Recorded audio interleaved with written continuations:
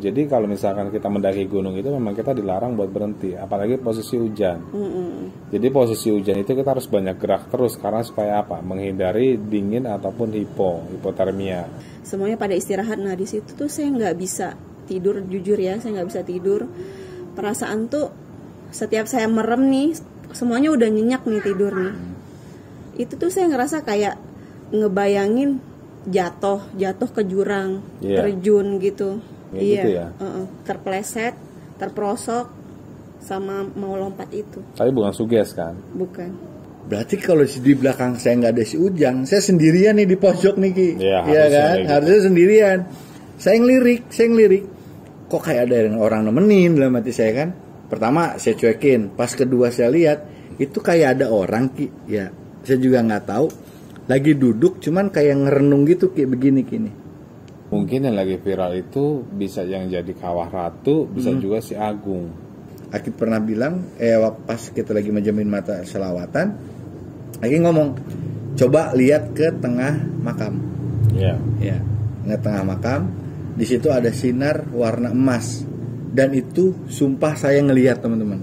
Yang tengahnya itu ada perempuan yang selalu minta tolong sama gua. Minta tolong itu boleh disempurnain karena mukanya itu pecah.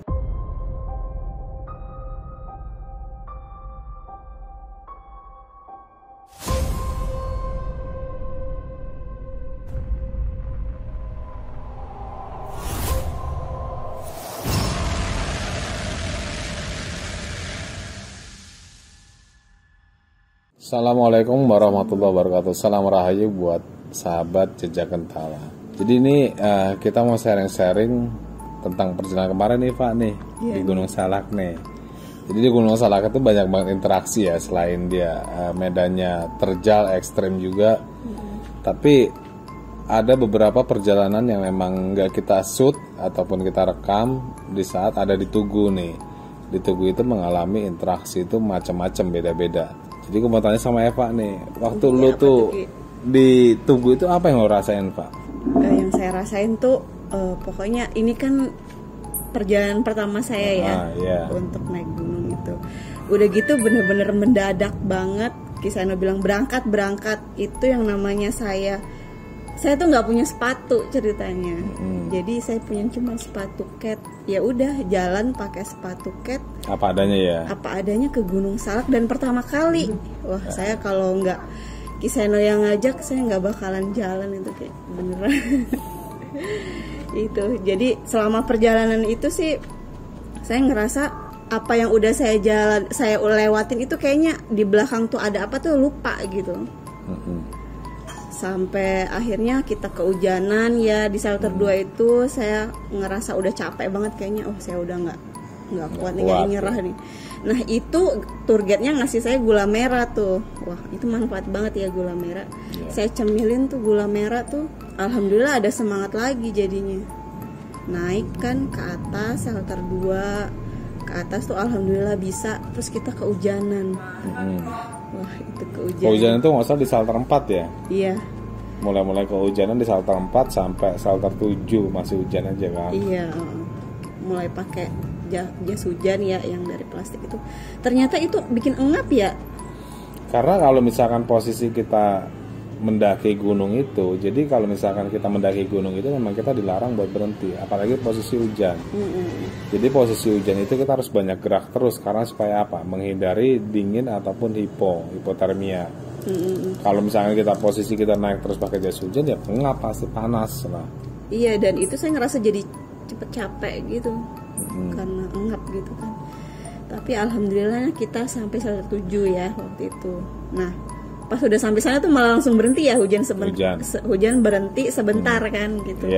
Akhirnya kita bisa buka-buka baju basah gitu kan, ganti baju kering. Terus yang dirasain itu apa Pak? Waktu itu kan kita suruh ritual buat mandi semuanya, buat mandi, pembersihan diri ataupun pembukaan aura sebelum kita itu melakukan zikir di makam Pangeran Santri atau Manguntapa. Iya. Nah itu kan kita setelah kita ganti baju kering terus kita makan kan semuanya pada tidur ya. Semuanya pada istirahat. Nah di situ tuh saya nggak bisa tidur, jujur ya saya nggak bisa tidur.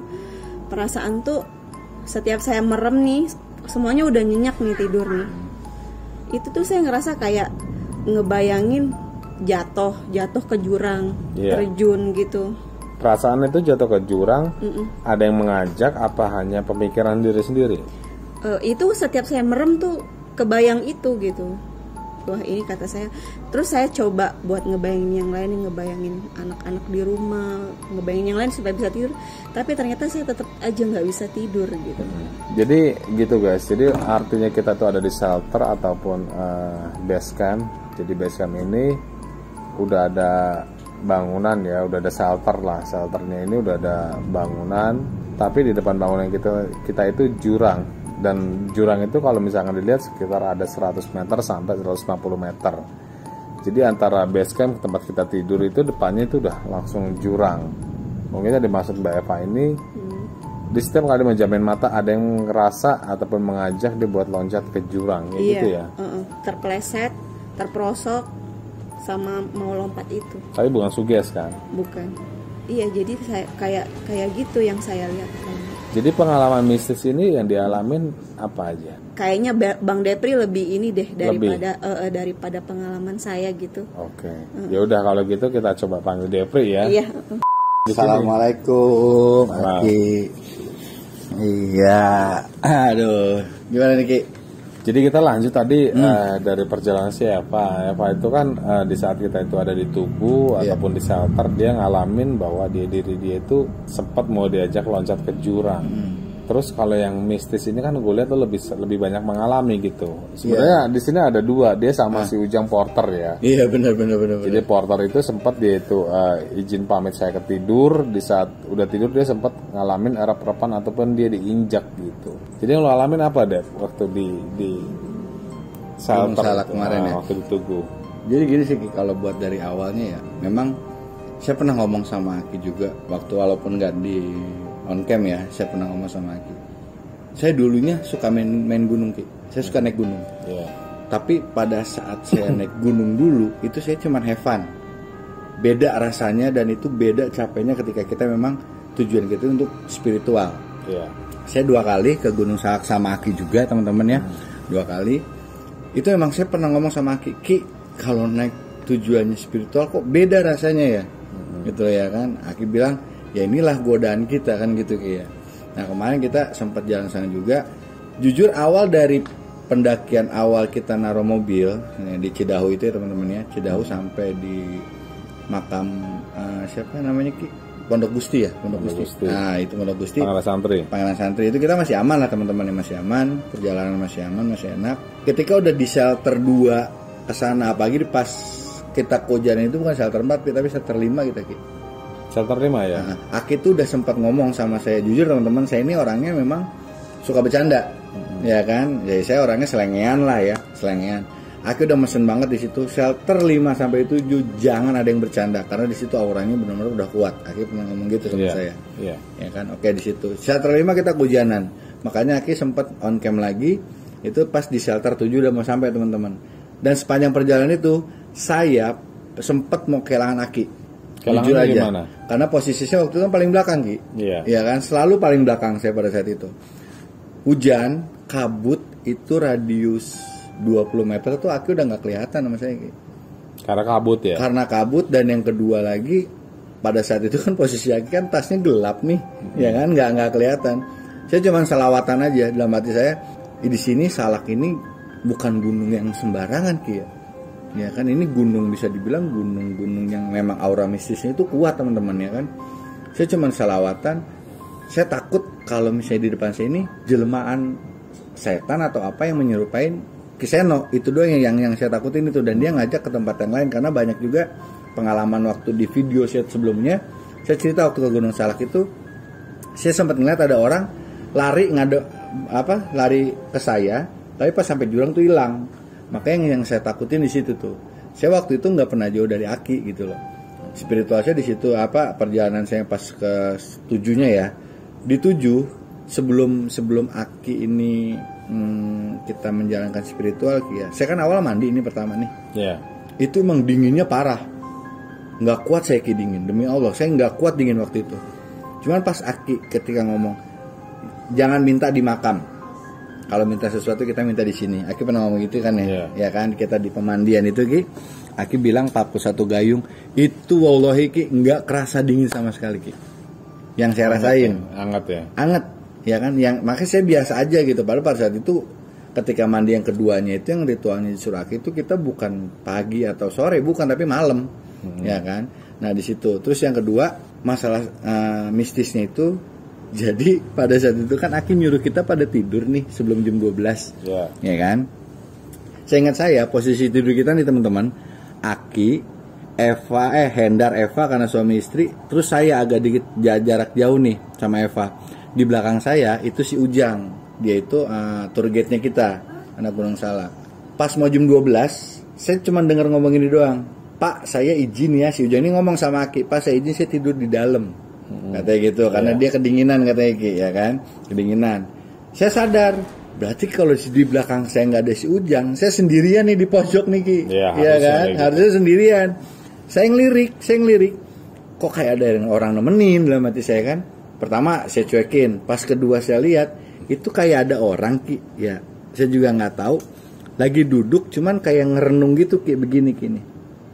Orang itu tangan dia kedengkul gitu. Kedengkul, iya kedengkul. Dia kedengkul begini posisinya nih, nah maaf ya kayak gini teman-teman, gini aja nih.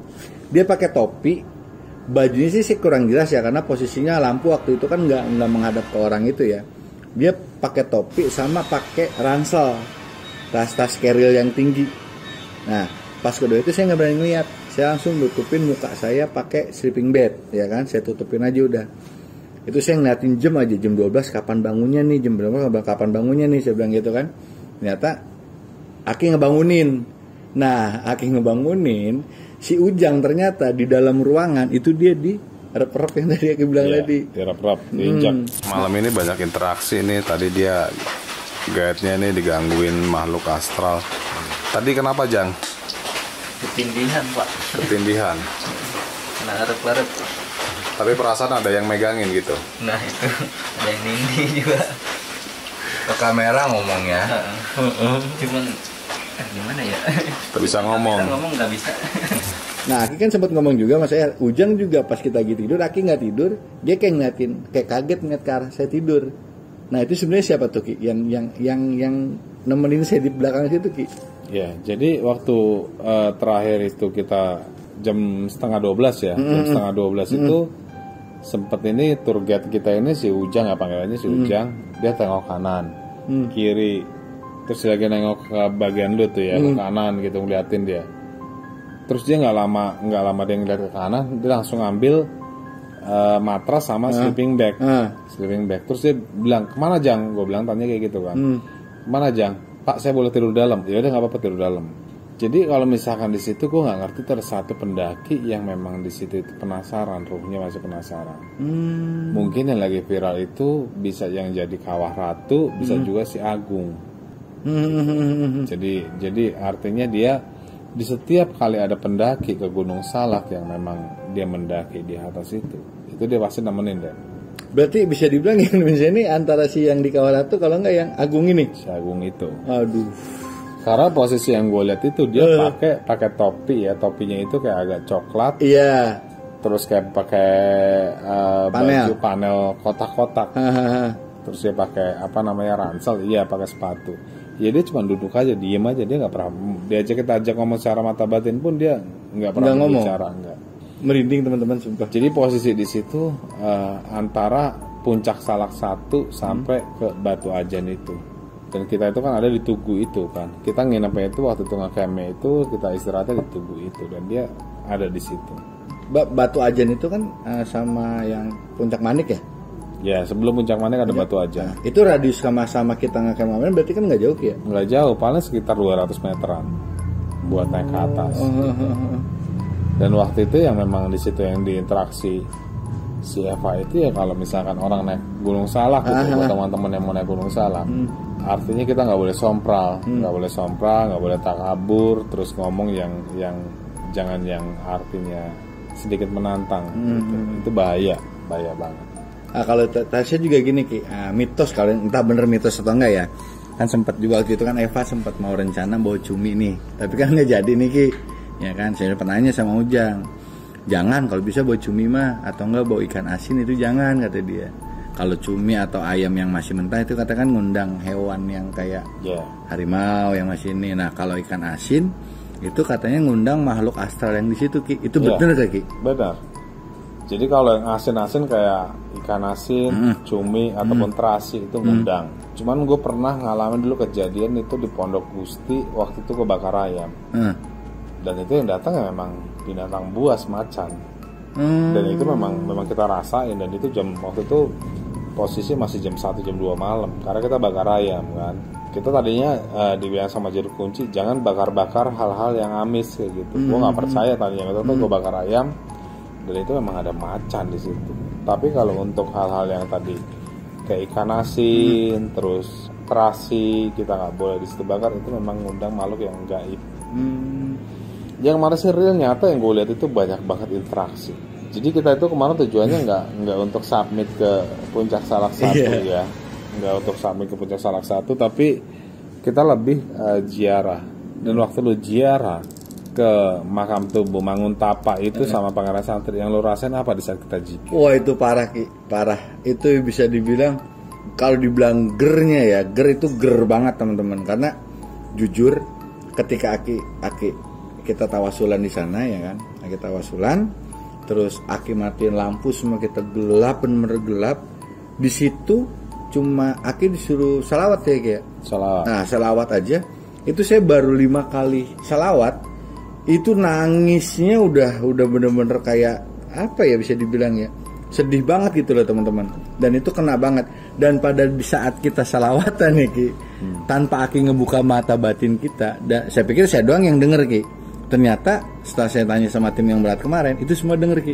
Iya. Ya kan, yang berisik itu loh Ki, yang suara kayak ada suara orang, itu walaupun nggak jelas ya. Nah itu yang berasa banget di situ Ki. Dan Aki pernah bilang, pas kita lagi menjamin mata selawatan, Aki ngomong, coba lihat ke tengah makam. Iya. Ya, ke tengah makam, di situ ada sinar warna emas. Dan itu sumpah saya ngelihat teman-teman. Nggak tahu ya kalau yang lain ya, tapi kalau ya saya pribadi saya ngelihat, nggak tahu Eva, nggak tahu Hendra, nggak tahu enggak, tapi yang saya lihat, yang saya jelas tuh saya ngeliat di situ. Itu loh yang perjalanan itu buat yang ke makam apa yang Tapa tadi Ki ya? Manguntapa. Iya Manguntapa sama makam yang santri itu, Pangeran Santri. Yang saya rasain itu di situ benar-benar kena banget Ki. Gitu loh, dan dapet banget gitu. Dan saya kenapa sih saya perjalanan waktu kemarin tujuan saya ke mana, ke makam ini ikut Aki ya teman-teman ya. Saya ada satu permintaan lah pada saat itu ya kan. Minta permintaan, dan wallahi ketika saya pulang sampai Depok jam 3 itu permintaan yang saya pengen ini langsung kekabul Ki. Amin. Berarti itu alhamdulillah banget ya. Nah, dan di situ yang nangis cuma saya sama Aki doang. Kalau Aki ngerasain gimana Ki? Gernya Ki. Ya kalau gua ngerasa kemarin karena banyak ditemuin dengan leluhur ya, teman dengan leluhur, artinya segala sesuatu hal yang kita datang ke situ capek-capek sampai kita mau masuk ke jurang, terus kita itu berjalan yang memang nggak enteng buat nyampe ke puncak situ, dia semua nemuin, artinya insya Allah hajat atau kabul kita ini semua terpenuhi, yang itu bikin gua nangis kayak gitu. Terus gua dikasih pemahaman tentang alam semesta ini, gitu. Tentang alam semesta ini, tentang perjalanan kehidupan, terus tentang apa yang gua cari ini selama ini udah depan mata itu. Jadi yang bikin gua nangis itu ya artinya rasa terharu dengan kita itu ditemuin dengan apa yang kita cari. Karena nggak semua orang ini kita berziarah ke makam wali ataupun ziarah kemanapun belum tentu dia ketemu gitu sama yang kita ziarah. Ya. Tapi kita kemarin itu disambut banyak banget gitu, dengan leluhur-leluhur yang ada di Gunung Salak. Itu yang bikin gue gres ataupun sampai gue tuh kena lah ke hati gitu. Cuman buat teman-teman Jakarta juga jangan salah persepsi nih Ki ya. Kita kesana bukan kita dalam artian mohon maaf muja si yang santri atau apa enggak Ki ya. Kita sana hanya untuk minjem tempatnya aja Ki ya. Kebetulan dan kita punya dan kita pun pasti kan membutuhkan wasilah teman-teman nih Ki ya. Kita membutuhkan wasilah di situ. Nah kita coba mewasilah keinginan kita sama beliau gitu. Bukan berarti kita minta sama beliau, kita tetap Sharing minta, tapi kita minta sama Allah gitu. Jadi jangan salah persepsi nih teman-teman nih untuk masalah kita datang ke sana, takutnya ntar namanya netizen Ki ya. Sangkanya wah Ki Seno ternyata datang ke Gunung Salak buat muja di sana, padahal makan bukan ke situ ya gitu jangan kita ya. Jadi artinya semua itu perlu wasilah. Jadi kayak lo misalkan minta petunjuk sama gua gitu, yang udah gua paham lebih paham ya tentang ilmu gaib. Gua pun kesana ya nganggap dia itu ya saudara ataupun guru. Sharing, kita sharing. Ada pemahaman apa, tetap mintanya sama Allah. Semuanya minta sama Allah. Cuman kan untuk meminta sama Allah ini kita perlu wasilah, perlu tangga kayak gitu. Jadi pembahasannya buat di Gunung Salak tuh kayak gitu guys. Nah satu lagi nih Ki, kita kan saya kemarin sempat ngobrol lah sama Aki berdua ya kan. Aki ini ternyata orangnya emang dia ini susah tidur di tempat yang asing. Ya kan Ki ya. Jadi kemarin tuh di Gunung Salak ini teman-teman, Aki ini nggak bisa tidur dia nih. Nah Aki cerita sama saya, katanya jam 3 dia coba duduk di deket gapura. Jadi sebelum masuk ke Tugu ini ada gapura teman-teman, gapura kayak Wilujeng Sumping gitulah, gapura selamat datang lah ya bisa dibilang ya. Nah Aki duduk di situ, Aki cerita katanya di situ Dep berisik banget gitu. Nah saya mau nanya ini Ki, bentukannya itu positif apa negatif yang di situ Ki? Terutama yang kamar mandi itu kan ada 3 ya, yang tengahnya itu ada perempuan yang selalu minta tolong sama gua. Minta tolong disempurnain karena mukanya itu pecah. Jadi mukanya pecah itu ada beberapa di situ dari korban Sukhoi. Oh oke. Iya. Karena dari puncak Manik 1 itu ke lembah Sukhoi itu nggak jauh. Itu ada beberapa orang itu merinding. Alah. Terus. Jadi ada beberapa orang itu yang memang minta tolong, makanya kita rame, kita di saat kita itu tawasilah, kita zikir. Itu orang minta disempurnain sebenarnya. Dan bisa bilang hampir kebanyakan korban Sukhoi. Rata-rata semua korban Sukhoi. Karena korban Sukhoi ini hampir 50 orang. Iya. Hampir 50 orang. Terus ada juga beberapa pendaki yang gue lihat di sini yang memang dia meninggal di Salak dari tahun di situ gue itu sekitar 98. Dan mayatnya nggak diketemukan? Nggak diketemukan. Jadi itu banyak banget. Jadi buat teman-teman, saya mendaki gunung itu ya lumayan banyak lah. Cuman yang menurut gue tuh lumayan ekstrim itu baru Salak. Ekstrim dalam bentuk treknya kah atau ekstrim dalam bentuk semuanya, treknya, spiritualnya, mistisnya itu di Salak. Kena banget tuh. Lumayan kena. Ya karena kan sejarahnya itu kan Ki, memang di situ kan banyak petilasan ya teman-teman ya Ki ya. Banyak petilasan ya kayak Prabu Siliwangi pun kan di situ ya Ki ininya. Ya. Prabu Siliwangi itu ada di Danau Sanghyang, itu adanya di Kawaratu, di daerah kita lewatnya jalur Pasrengit. Cuman kalau misalkan artinya keseluruhan itu di Gunung Salak itu ada beberapa tahapan. Beberapa tahapan itu ada tahapan bawah itu pemukiman warga biasa.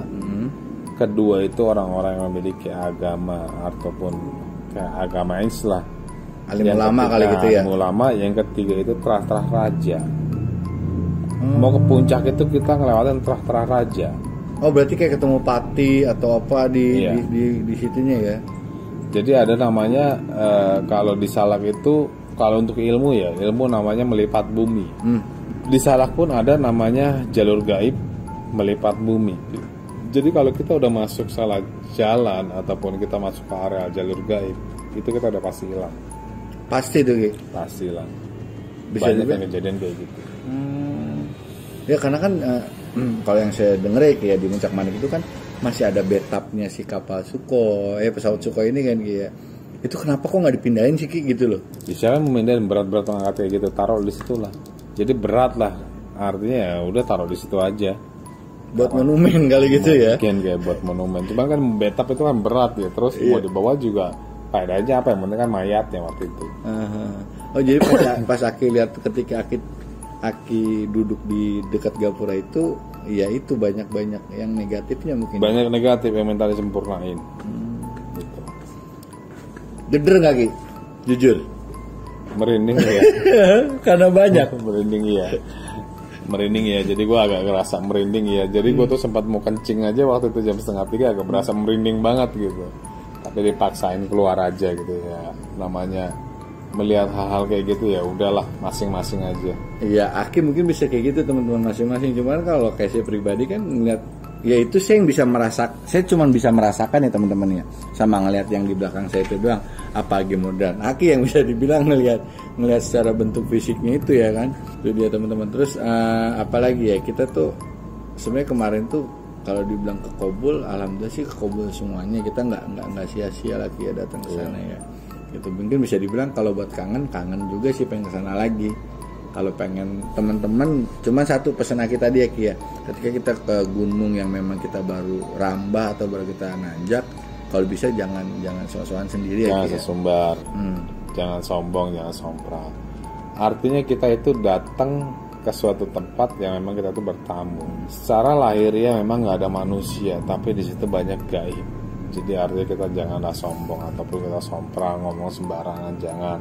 Apalagi ngomong bahasa-bahasa kotor. Jadi pesan-pesan gue itu kalau kita naik gunung kemanapun gunung, 3 tempat yang harus kita itu hormati ataupun kita itu nggak boleh sompral. Yang pertama itu hutan. Kedua itu lautan. Ketiga itu gunung. Oh iya, oke. Jadi 3 tempat itu. Pantesan waktu dulu Aki pernah ngomong, gue nggak pernah mau ngonten di gunung, di hutan, sama di laut, iya kan? Karena itu banyak kerajaan gaib. Oke deh, gitu aja teman-teman nih. Jadi guys, cukup sekian pembahasan dari Gunung Salak. Nanti kita lanjut lagi, rencana kita juga mau naik ke Gunung Cermai. Mudah-mudahan ada kesehatan secara lahir maupun batin. Nanti apapun yang kita lakukan di Gunung Cermai, kita akan upload di Jejak Gentala. Jadi jangan lupa like, subscribe, and comment. Assalamualaikum warahmatullahi wabarakatuh. Salam Rahayu.